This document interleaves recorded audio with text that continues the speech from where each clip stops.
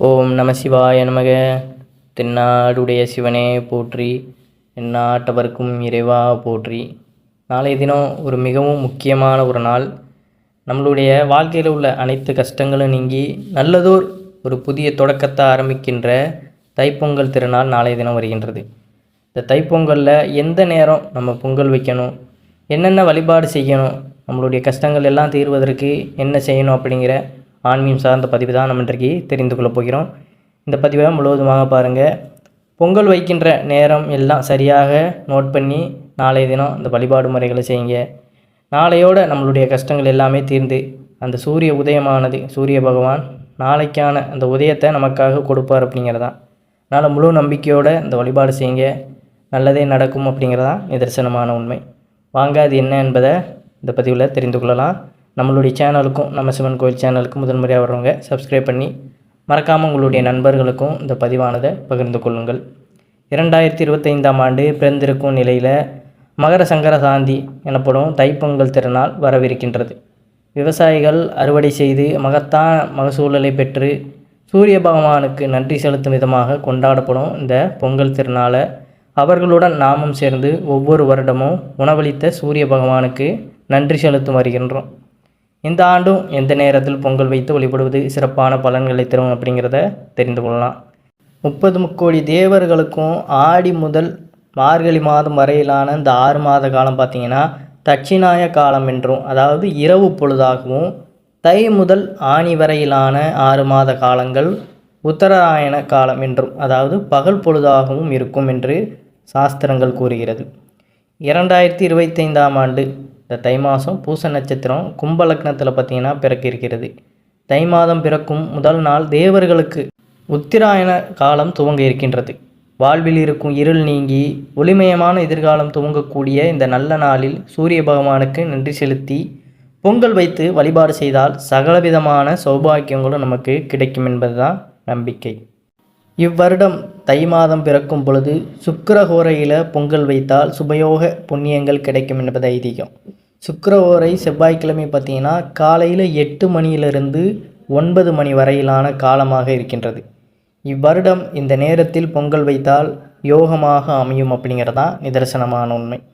இல்லை எப்பொழுதும் போல் வழக்கமாக வைக்கக்கூடிய நல்ல நேரங்கள்னு பார்த்தீங்கன்னா 14/1/2025 செவ்வாய்க்கிழமை காலையில் 7:30 மணியிலிருந்து 8:30 மணி வரையிலும், பார்த்தீங்கன்னா 10:30 மணியிலிருந்து 11:30 மணி வரையிலும் இந்த நல்ல நேரங்கள், எப்பொழுதும் போல் நல்ல நேரங்கள் இருக்கின்றது. இந்த நேரத்துலையும் நீங்கள் பொங்கல் வைத்து சூரிய பகவானை வழிபாடு செய்யலாம்.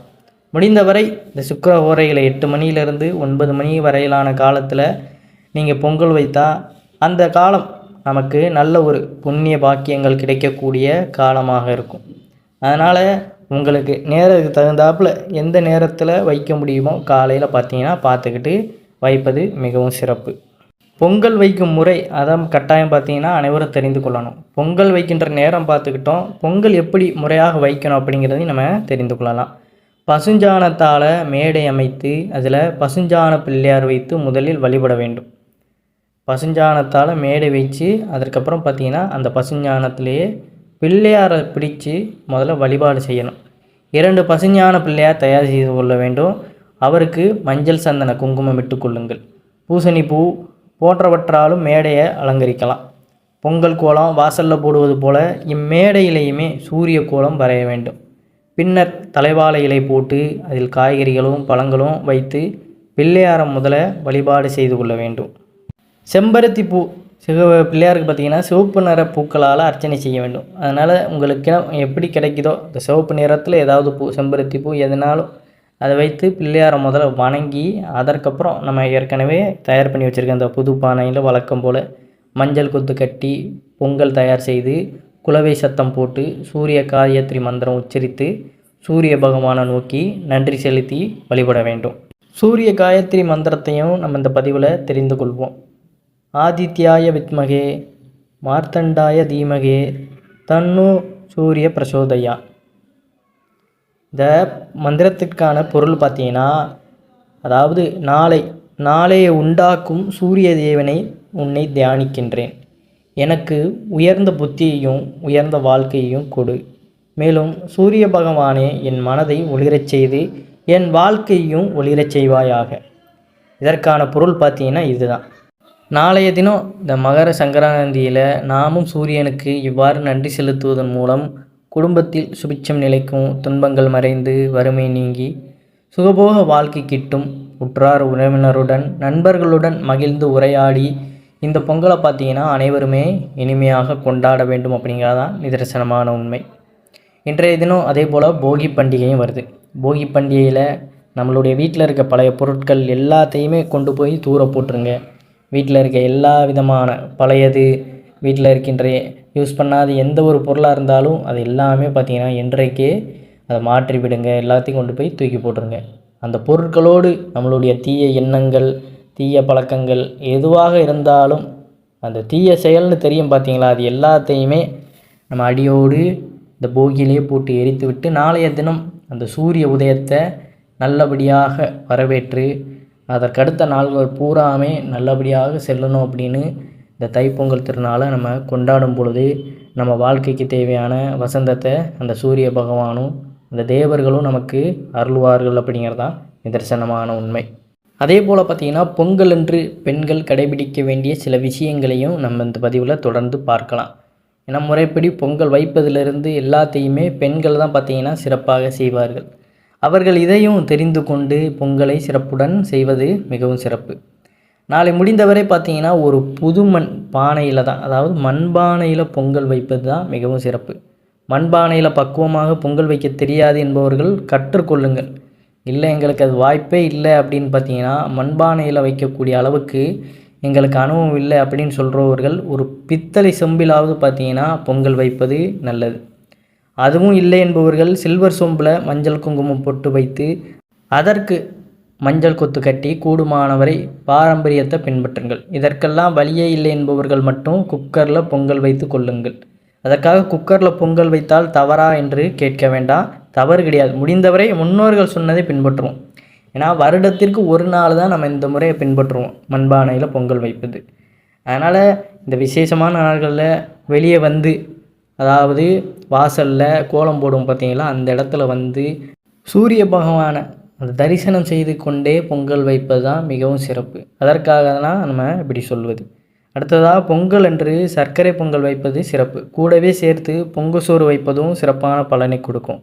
எல்லா காய்கறிகளும் போட்ட கூட்டுக்கறி சில பேர் வீடுகளில் செய்வது வழக்கமாக இருக்கும். அதனையும் பார்த்தீங்கன்னா மறந்து விடாமல் தவறாமல் செய்யுங்கள். அடுத்து பெண்கள் கூடுமானவரை நாளைய தினம் புடவை அணிந்து கொள்வது சிறப்பான பலனை தரும்.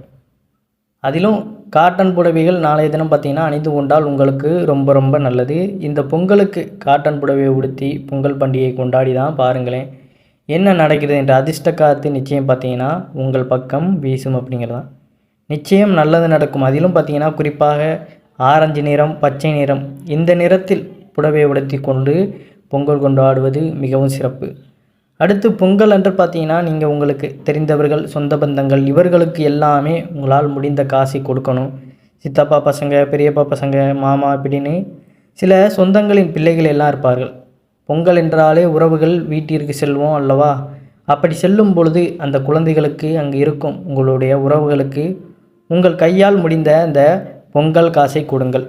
ரொம்ப இல்லை, ஒரு 11 ரூபாய் கொடுத்தால் கூட போதும். 1000 ரூபாய், 10 ரூபாய் நோட்டுகளாக மாற்றி வைத்து கொள்ளுங்கள். மனதிற்கு பிடித்தவர்களுக்கு இந்த காசை கொடுங்கள்.